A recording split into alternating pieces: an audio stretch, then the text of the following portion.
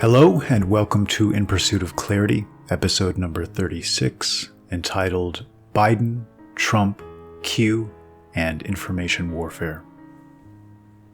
You may have noticed I've not spoken about the Q phenomenon much in the past. There are several reasons for this, and to explain more fully, I'd like to provide some context. My foremost focus, far more important than even the creative productions I've made and will make, has always been the gathering of information and context. And in fact, I think the productions of the sort I create would be borderline worthless, or even wildly irresponsible, if this type of relevant knowledge acquisition wasn't the first step and priority. That means that anything of major social or cultural or geopolitical importance will very quickly be on my radar, and I'll be following it closely. Even things many of us might consider unrelated to the more immediately and directly relevant political or philosophical issues we all face. Q was one of these, and in this case, I was certainly in on the ground floor. In fact, if memory serves, I believe I caught the first posts in real time, and even contributed to the first forum thread. As it gathered steam, I found myself publicly confronting and calling out one of the leading players who seemed to be trying to turn Trust Q into Trust the Mossad, as he so aggressively and shamelessly plugged his books to a newfound larger audience.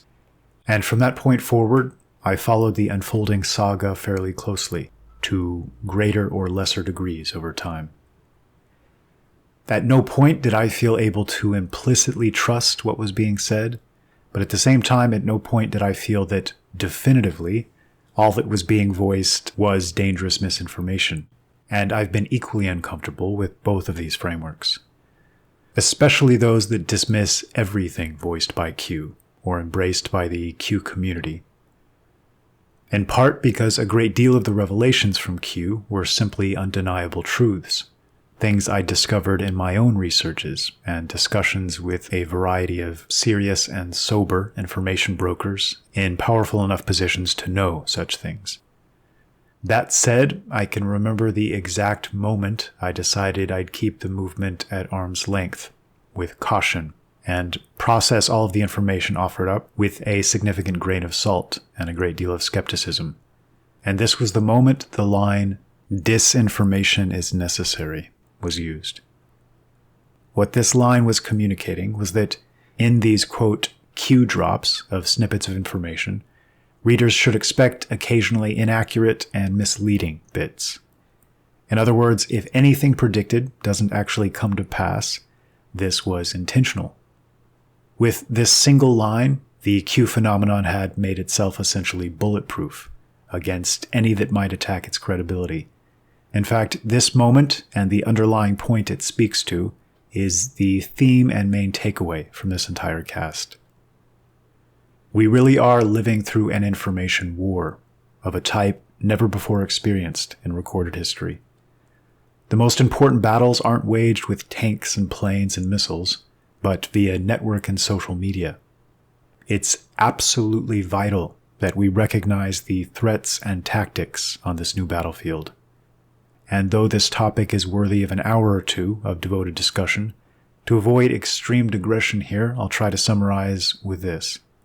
Not only is this information war so much more important and upstream from any literal, physical, kinetic war, but its foremost players will be using extremely unconventional tactics. Controlled opposition is perhaps the most efficient of these, and it should be obvious as to why. Controlling your side of an ideological divide is important, valuable, and powerful. But if you could somehow manage to control both sides, you've essentially guaranteed victory. From this point forward, you're akin to being the director of a movie, and the machinations and supposed battles between the two sides merely represent pure stagecraft. I'm not claiming that Q does or doesn't represent this dynamic playing out, but I am making the point that it's our greatest threat in the longer term, and a threat that needs to be understood in a manner that isn't overly simplistic or one-dimensional. Let's use Q as our example case and pretend that it is a psychological operation. let's consider some possibilities. Firstly, the possibility of positive psychological operations, namely some operation that recognizes a broader population can't be comprehensively educated overnight, that the process of learning uncomfortable truths is more akin to a staircase than an elevator, which people needed to be walked up step by step, and that in our age of short attention spans, so conditioned by shallow entertainments, the only way to manage this would be through stoking a sense of mystery and excitement, and creating an insider community that learns to ask important questions and launch their own research to determine the answers. One of the often overlooked positive aspects of Q was its reorienting energy and attention of so many to topics like child trafficking and pedophilia, along with the related brownstone operations and blackmail rings, of the type that really do control many of our leading politicians, judges, corporate leaders, etc. Hundreds of thousands are now aware of these broader truths due in large part to the energy Q inspired, and the cooperating communities it helped cultivate. Secondly, let's consider the possibility of negative psychological operations, which not only exist, but are the norm. And again, we should resist the urge to view this one-dimensionally. Many believe that Q's sole purpose was to harness and derail a great deal of time, attention, and energy in ultimately impotent and hopeless directions, and to keep a large subset of the most deeply frustrated and energized portion of the population essentially passive, as they grab popcorn, a line I loathe, and trust the plan, and believe others with a firm handle on all of this information and in powerful positions are working behind the scenes to manifest justice and positive change. Though there's another negative possibility here that I think is far less understood and less widely discussed, something I'll call the Alex Jones effect, for lack of a better term. And this involves the unveiling of a great deal of real, legitimate information mixed in seamlessly with a consistent dose of provably false misinformation. What this accomplishes, with incredible efficiency, is to tarnish the real information and greatly blunt its impact.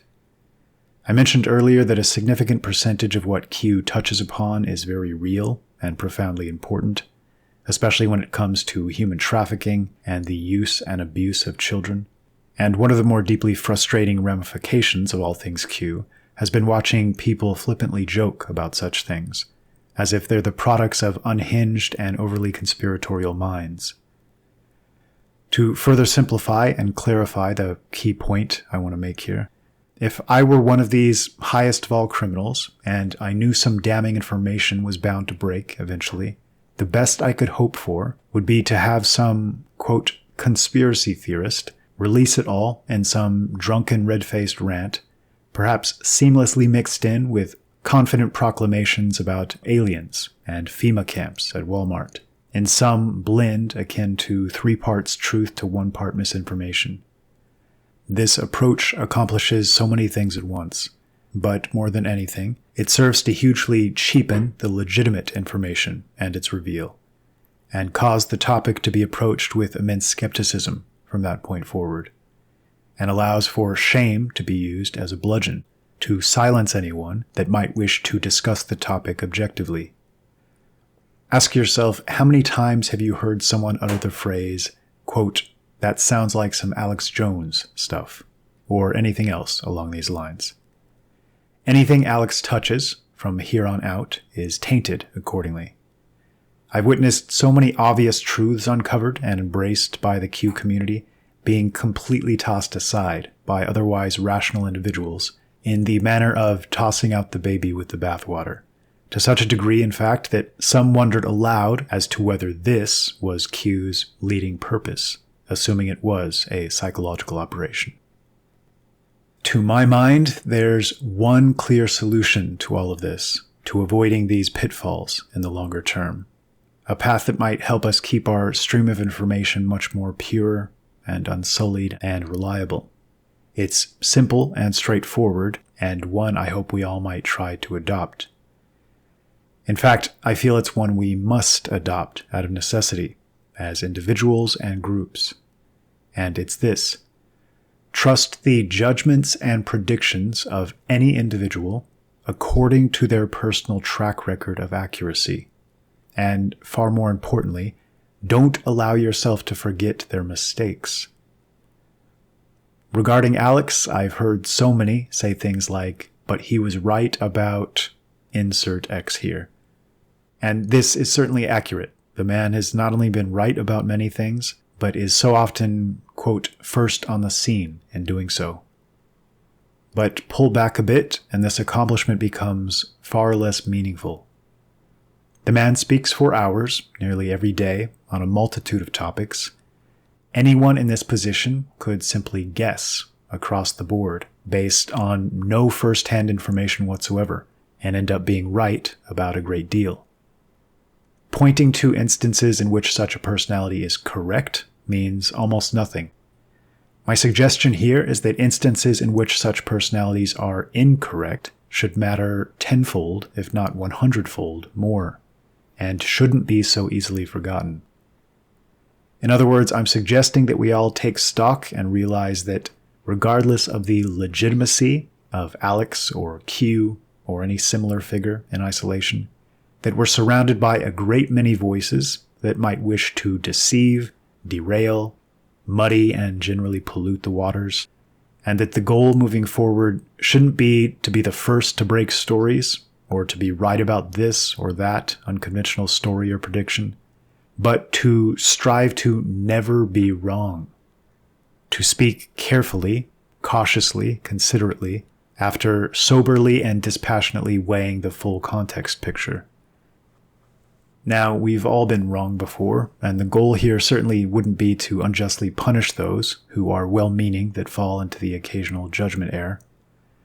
The goal instead is to recognize that to make efficient progress towards uncovering the type of pure, unadulterated truth required to make sense of our world and navigate it accordingly, every single one of us has a responsibility to keep their own information stream as pure as possible.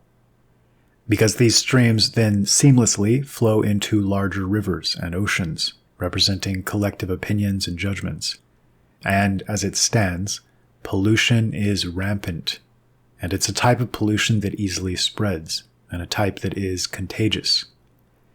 This really is an immensely important responsibility that we need to stop taking lightly. Judgment and discernment is a high art, and needs to be recognized and treated as such. And one of the keys to mastering the art is to move slowly, to resist the urge to be definitive or engage in absolutes where the facts on the ground don't yet justify doing so. Trust very slowly, and only when given a good reason to do so. It's not something most of us actively consider, but there's a significant cost to going all in these regards, and having your trust violated, on both the individual and group level. And it represents a tremendous loss of energy and a wasting and dissipating of enthusiasm and excitement and goodwill. And if this trust is repeatedly violated, it can lead to burnout. And this burnout may be the purpose and ideal outcome of psychological operations, broadly speaking. This particular type of draining and demoralizing. We need to be extremely careful and prudent stewards of our time and attention and trust and allegiances to navigate these waters effectively long term. One more related suggestion: conceptions such as trust the plan or the idea of sitting back and grabbing popcorn. Regardless of the truth involved in Q or any similar thought path, these mindsets should be forever banished to the dustbin. I can certainly understand the impulse to want to sit back as justice is served at long last, and after decades of corruption and criminality now reaching a fever pitch, and the average citizen being the foremost victims, the idea is an extremely attractive one. But since we're on the topic of psychological operations, let's think for a moment about the net effects of ideas like these taking hold in popular psychology. Naturally, obviously, they help foster a passivity, a belief that we don't need to stand up and proactively fight for solutions, that this is already being done on our behalf by hidden actors behind the scenes, and we only need to stay out of their way and enjoy the unfolding scenes in the manner in which we might enjoy a movie. I don't think I need to elaborate on just how and why this is so dangerous. We're at a point where we absolutely don't have the luxury of standing by passively with fingers crossed, hoping there are saviors behind the scenes, within a system so obviously corrupted to the very core. This benefits nobody, and it's simply an unhealthy way to think and live. Might it actually be true? Sure. But if there exists even the slightest possibility that it isn't true, we should operate as if it isn't. In other words, operate as if the solutions to the pressing issues facing us are on us to solve. This is far less attractive as an ideological perspective, not merely because it requires effort, but because so many of us see no clear and obvious path we might take as individuals to be of meaningful help. Part of our task on an individual level is to find that path. I've mentioned before that it may be something as seemingly inconsequential as raising healthy or well-oriented children, or finding the discipline required to live in such a manner that you stand as an example to others, or even simply creating beautiful things. You've probably heard the phrase, "Every act of beauty is a revolt against the modern world." This is deeply true. The spiritual and philosophical nature of the other side of this ideological fence is the championing of unnatural ugliness in all of its forms. Simultaneously monstrous and drab modernist architectural creations, music and film that so glorify all things cheap and degenerate, men taught to turn their backs on their natural wiring and their innate masculine nature to adopt this sickly softness and cultivate doughy, impotent physical forms, and women that purposefully sublimate and destroy their feminine nature in what seems to be something of a middle finger to their creator. In other words, if you seek to understand nature and your ideal place within the larger whole, and you seek to foster and cultivate what is natural and beautiful and harmonious, this in itself is truly a revolt against the modern world. And if you learn to do this effectively enough, you'll then stand as an example, as a beacon to others, allowing them to see and sense the value in embracing health and follow your lead accordingly. And finally, with regard to all things election, Trump, and Biden, there is still much going on, to the extent that I'm almost hesitant to speak a great deal until I'm certain the dust has properly settled, and some additional clarity on these topics is possible. The increasing recognition and embrace of Taiwan by Mike Pompeo and others, coupled with the several significant high-level appointments in military and intelligence capacities, alongside extremely forceful words towards China relative to the norm, as leaders and leadership coalitions step down across much of Europe and elsewhere. The clarity I'd hoped for as of inauguration hasn't quite manifested just yet. But I can say this much, in agreement with the former General Thomas McInerney, whose recent interviews are well worth a listen. If Trump really did fail to set the stage for justice to take its natural course, for our nation to be restored or even preserved, he may ironically go down as a disastrous president, all things considered. And it's important I fully explain this because I do respect several things about the man and his actions, and his refusal to waver at so many points in his administration, in which it would have been so much easier to do so. What the general means here, and what I mean here, is that when faced with such a situation in which you've exposed an enemy, in this case the obvious deep state apparatus, and essentially declared war on them, you must finish the job, or at least ensure that their forces are completely constrained or somehow rendered powerless until the final blow might be landed. If a president at this all-important moment, in these most momentous times, lacks the resolve to fully unseat the enemy and then proceeds to hand over the reins of control and the wealth of tools and powers and institutions included, it might be said that this is worse than not striking a blow at all. The corrupting rot that has so monopolized our nation, and now knows its cover is blown, now knows the avenues by which others might unseat them or wrest back this control, as well as the leading players involved, giving them a wealth of options as to how they might prevent any future threats to their dominance. And the best example of this mentality in action might be the swift manner in which both sides of the aisle are moving to completely destroy Trump's America First populist voter base. The GOP seems to believe, or at least is pretending as if it believes, it might somehow make these people, their ideas and their energy, just disappear, or hamstring and threaten them to such a degree that they so extensively self-police that they end up rendering themselves essentially powerless. Watching Pence and McConnell and several other Republicans, especially Lindsey Graham, speaking after the Capitol protest on the 6th was eye-opening, even for me, as someone who knows exactly who and what these men are. I've never seen Lindsey Graham happier. It was as if he'd finally waited long enough for that moment in which he could thrust the dagger into Trump's back and that of his supporters, after pretending to be something of an ally for 4 years out of sheer necessity, and relishing every moment of it as he did so. But it was more than this, and far bigger than just Trump. This was a putrid DC cesspool celebrating a manufactured optics coup, a putrid DC cesspool celebrating a victory over the American public, portraying themselves as courageous heroes who just triumphed over a coup attempt and believing they'd created a narrative that might decimate Trump supporters and return the GOP to its usual lukewarm and powerless state of being, where they play the role of the Washington Generals to the Democrats' Harlem Globetrotters, and play a role for the cameras in exchange for private fortunes and assurances blackmail materials won't be released. Lindsey Graham is always something of a grotesque spectacle, but watching the specific attitude and energy being conveyed on the 6th was a new level of grotesque and represented the final mask being lowered.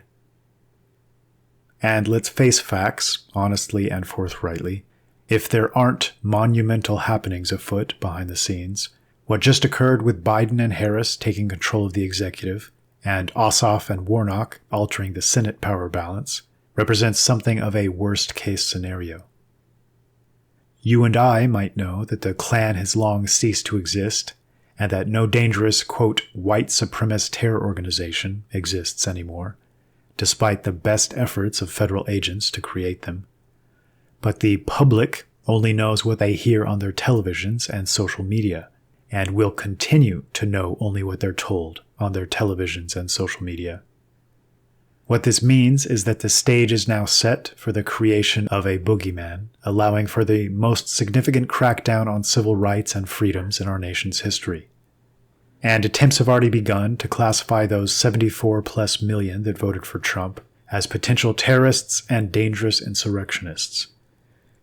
This couldn't possibly be more divorced from reality, especially considering that the events on the 6th marked one of the only major protests in recent years that didn't result in arson, large-scale vandalism, looting, and billions in property damage. And amazingly, only one person died that day. The unarmed female veteran protester, Ashley Babbitt, shot in the neck by an extremely overzealous and irresponsible Capitol policeman. Efforts have been made to boost this death total by counting heart attacks and strokes which took place in the days after this event, because these people are shameless beyond belief. But the truth remains that while many things could have gone better that day, and while many of those who played ringleader roles as instigators were suspect in their background and motives, the types you can see on tapes breaking windows and doors as the rest of the crowd begs them to stop, overall the protest wasn't anywhere near as dangerous or violent or destructive as those protests we've patiently endured from the left over recent years. But again, the tragedy of our age is that this doesn't matter at all. What matters isn't the facts on the ground, but the impression these brazen criminals are able to convey to the viewing public regarding the facts on the ground. A viewing public conditioned to never dig deeper, The type that instinctively and reflexively embraces headlines like 5 dead after violent insurrectionists storm Capitol in coup attempt, without a second thought. To conclude things, even if we are truly in this worst-case scenario, and there never were a critical mass of men of courage and substance left in the upper echelons of power, willing to take an all-important stand at great cost, even if, please don't lose sight of the upside. I've mentioned before that it's the incremental nature of all of this, the slow boiling of the frog in the pot, that has helped create the framework allowing us to be pulled this far into such absurd territory. Trump, and especially this election, forced them to push that pedal to the floor. And the results have been simultaneously horrific and deeply encouraging. And energy on both sides of the fence now increases exponentially. And it's so important to remember this. So much of the apparent energy on the other side is an illusion, to such a degree that many would be absolutely floored if they knew the extent to which this was true. It's not merely brilliant algorithmic trickery honed over the past few years, causing their posts and opinions and content to be highlighted, liked, upvoted, retweeted. It's also a vast amount of completely artificial activity. Tens of thousands of coordinated bots, forum and comment section spamming, using advanced AI and language parsing and analysis. The average person has absolutely no idea how far this goes, and just how much time and attention is devoted down these paths. All toward the end result goal of making the prevailing discourse appear as if the majority of the public has suddenly sprinted far left, culturally speaking. I say this as someone that hasn't just seen these psychological operations in action, but has worked on relevant algorithms and aspects of AI to the extent that I know how they're likely built, and more importantly, how incredibly effective they might be, if built properly, and how easily they're able to hide their tracks as they carry all of this out. I say this to make the point that as energy flows to both, quote, extremes of the ideological spectrum, realize that the real influx of energy to both sides is certainly not equal. It would seem that we've lost ground politically, but culturally speaking, there's now an absolute wealth of energy waiting to be tapped into, waiting to be properly oriented and channeled. It's the opportunity of a lifetime, and needs to be recognized as such and grasped. And I speak all of these words still very much uncertain as to what the future holds. There's a very strange sense of anticipation and uncertainty still in the air. The left doesn't seem the least bit happy or confident with their recent supposed election victories. Governments around the world are collapsing and leaders resigning. Prominent CEOs continue to step down in unprecedented numbers, including one Leon Black, the Apollo CEO, who's recently been revealed to have sent $158 million to Jeffrey Epstein. And one last note regarding Donald Trump. Again, I've been a bit frustrated with the extremes, with many believing him to be a savior figure, and others, even some dissidents in our ranks, speaking of him as if he's the worst president in history. And both of these extremes seem to mutually stoke one another to even further extremes in a combative way. I think the final chapter in his story likely still remains to be written. What I've seen so far is a man who took 4 years of absurdly over-the-top punishment from all sides, as he did genuinely stand up to the neocon warhawks, Big Pharma, the internationalist grifters and their trade abuses, and those seeking to push our culture in an extremely dark direction. Does he have disturbing connections, including in his own family? Absolutely. Has he played nice with the rightist and Zionist wing of the Bolshevik and Zionist dichotomy? Certainly, yes. Were many of his pardons along these lines seemingly both disgusting and unjust? Yes.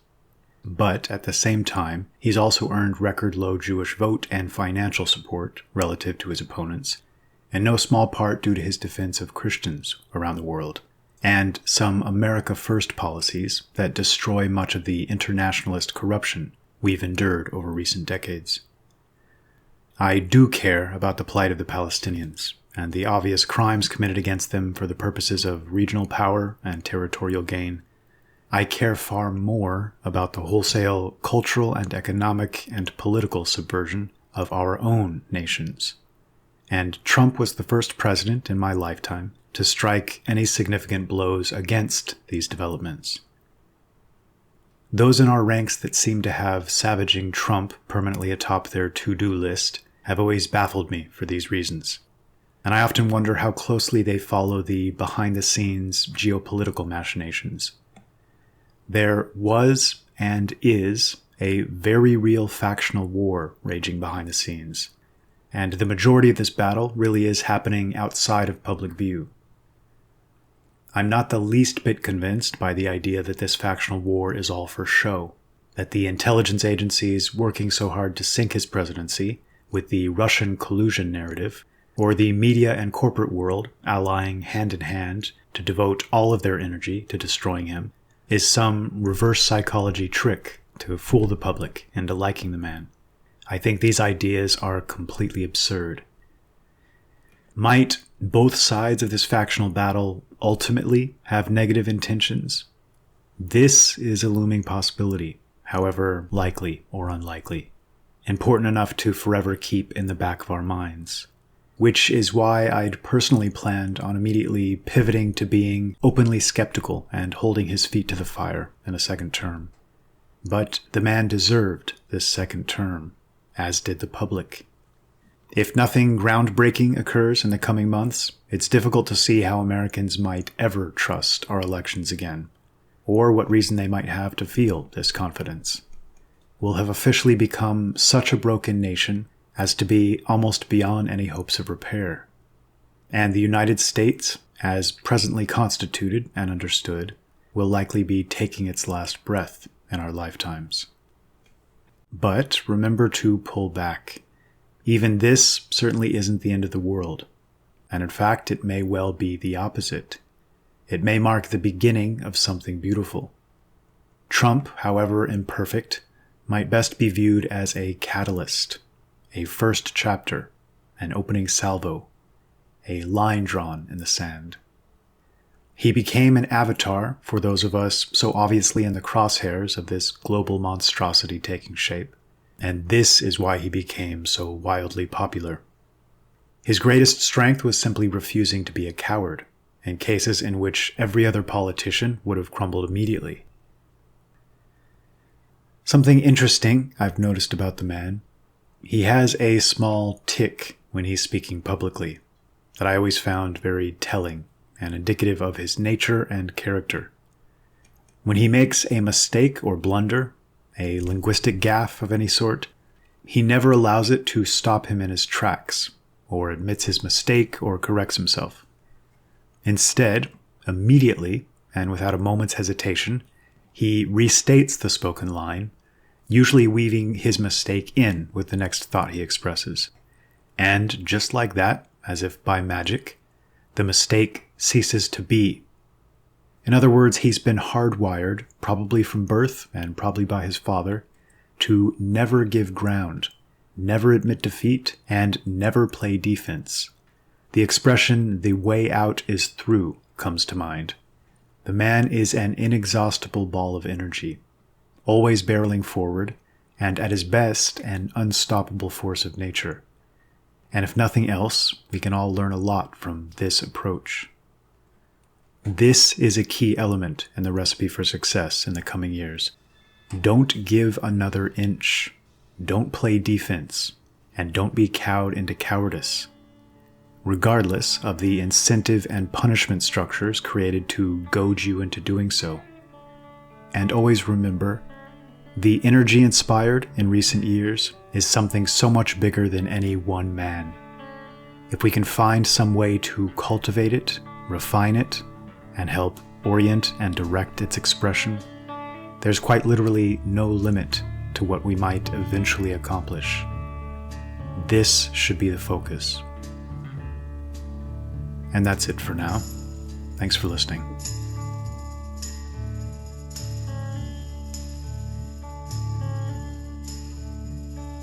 This is the end, beautiful friend. This is the end, my